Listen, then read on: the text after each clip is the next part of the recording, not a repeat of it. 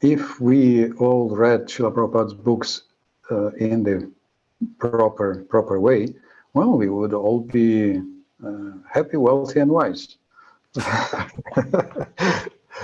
In the words of a proverb. We would please Srila Prabhupada, because you see that Srila Prabhupada didn't sleep in the night to provide us the books. We would please Srila Prabhupada and please Krishna, because he's trying to give us mercy through his books.